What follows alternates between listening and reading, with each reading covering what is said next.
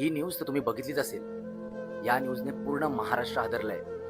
ॲक्चुअलमध्ये झालं काय, की सोलापूर जिल्ह्यातले तांदूळवाडी गावातली ही न्यूज आहे. इथून एक पिकअपमध्ये एक कुटुंब देवदर्शन करून आपल्या घरी चाललेलं होतं. तेव्हा ड्रायव्हरचा कंट्रोल सुटला आणि हा पिकअप शेजारी असलेल्या विहिरीमध्ये जाऊन कोसळला आणि त्याच्यातले जे प्रवासी आहेत हे पाण्यात बुडायला लागले. तेवढ्यात त्याच्या मागे मोटरसायकलवरती एक व्यक्ती होता, इरफान नावाचा.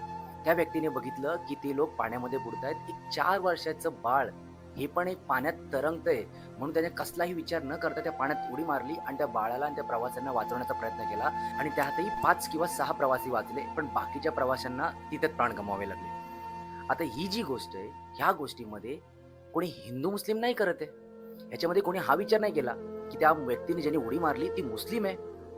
ती कशी या लोकांना वाचू शकते रे बाबा? तर हा खरा भारत आहे. हाच खरा भारत आहे ज्याला डिवाइड अँड रूल म्हणजे फोडा आणि जोडा अशाच प्रकारे राज्य केलं जातं. कारण रोजच्या पोटाची खळगी भरणारा व्यक्ती, स्वतःचं कुटुंब पाळणारा व्यक्ती, त्याला या तुमच्या फोडाजोडीमध्ये काहीही देणं घेणं नाहीये, काहीही रस नाहीये. त्यांना सगळ्यांना एकत्र मिळून जुळून राहायचंय आणि ह्याच्यामध्ये पण पॉलिटिक्स काढलं जाणार, याच्यामध्ये पण राजकारण केलं जाणार. तर माझा फक्त एवढाच सवाल आहे, जो कोणी राजकारण करेल किंवा पॉलिटिक्स करेल त्यांना, की त्या व्यक्तीच्या ठिकाणी जर तुम्ही असता, तर तुम्ही तिथे उडी मारली असती का? अजिबात नाही. कारण तुम्हाला काहीही देणं घेणं नाहीये, की सामान्य माणूस जगतोय का मरतोय.